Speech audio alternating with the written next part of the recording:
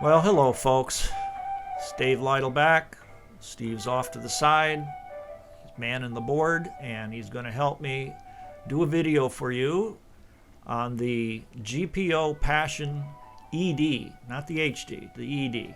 I wasn't going to spring for the expensive stuff.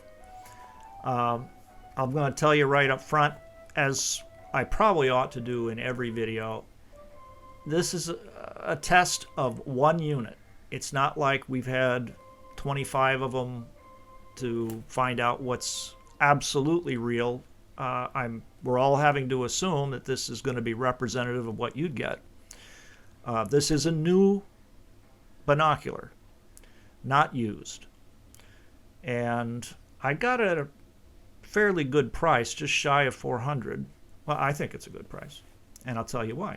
The thing is, the glass, the quality, it's really up in the $1,000 region, as far as I can tell.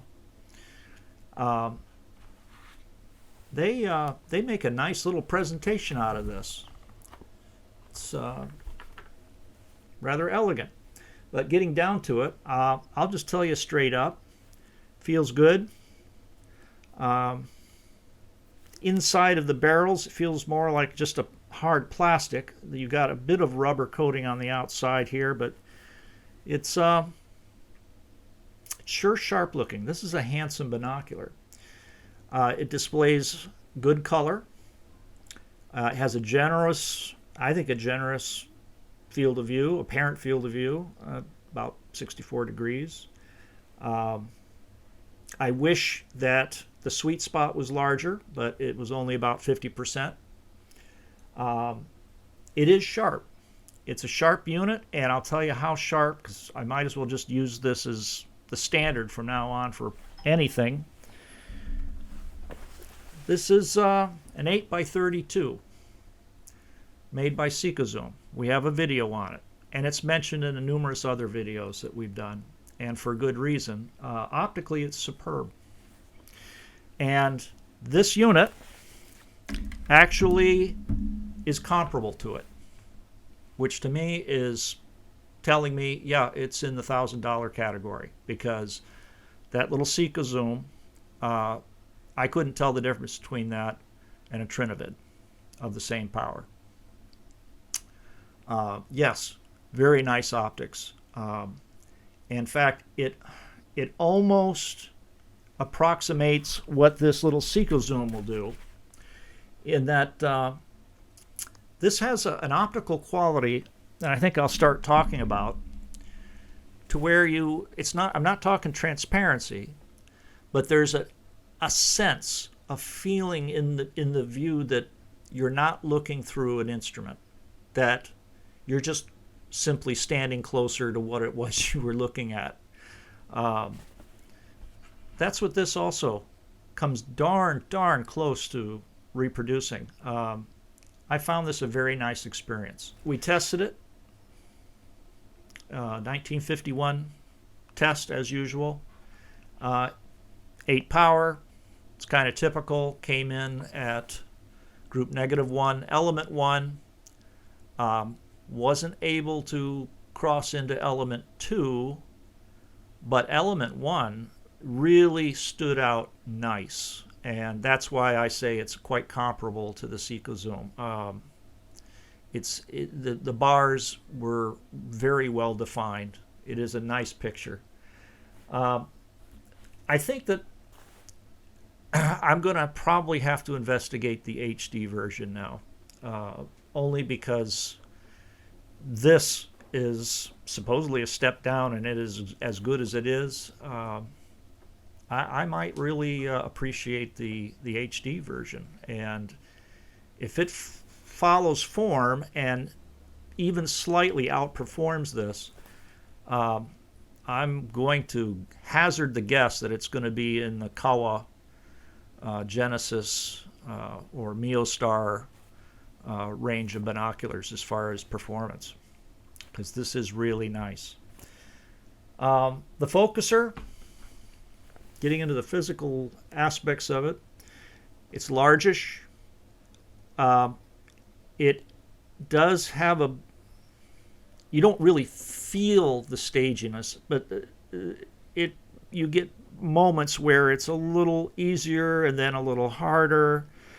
It kind of blends from one into the next instead of it being like a hard point where you suddenly get a change. I'm not going to really fault it. I mean, it's a perfectly fine. We're talking what, $500 binocular. The focuser ought to be good. It's good. Yeah, it's slightly uneven, but only very, very slightly. Now, what I do like about this focuser, and you'll have to do some splicing here, Steve, I'm sorry, is I like the speed of it. The speed on this is almost perfect. It's like not too fast. You don't go flying past your target and having to double back. Nor is it too slow to where you keep turning it to get to that point and beginning to question, have I reached perfect focus? You know, it snaps. And when it snaps, you can stop. There's a few of these types of focusers that I have now on various binoculars. Absolutely my favorite style. Like I say, it's a bit largish. It doesn't have super knurling on it, but there's knurling on it. You can feel it. I don't know what it's going to do with gloves, but perfectly easy to turn. You've got a very interesting diopter on this thing. And I don't know if you can see it, but it's buried into the actual body of the tube. There's no tab sticking out or anything. It just has its own deep serrations. Finding it may be a bit of a problem if you have gloves. You can't feel these serrations. It's kind of odd to get in the right position and turn. Ah, there you go. But when it breaks and moves, it's heavy. It's a heavy adjustment, so it's not going to go moving on you, especially since it's buried flush into the body. There's nothing hanging out. There's nothing to grab, really. Well, probably the next best thing to a lockable diopter. Now, for me, if you have corrected vision, the diopter's perfect. It's perfectly adjusted, dead set on 0. It's a perfectly sharp image on that side. Now, of course, I'm always concerned about the glasses. Will I see the full field? Yes, you do. At least I did. And my glasses get in the way of an awful lot. This is a 4-position, extending cup. Nice clicks. Unfortunately, it just sloughs right down. It doesn't fall into a serious détente. Now, that may not be a problem. Just don't push on it too hard. For me, I have to have them all the way down, so I'll never have that problem. But yeah, it just manages to let me see the edge of the field. Nice, big, beautiful picture. Too bad about the 50% sweet spot, but still nice. Now on the issue of control of color aberration. Pretty decent where it comes to your blue, violet area. It does somehow, for some reason, throw up an unusual amount of yellow, especially if you're even slightly out of focus, or you're seeing something in the foreground when you're focused in the back.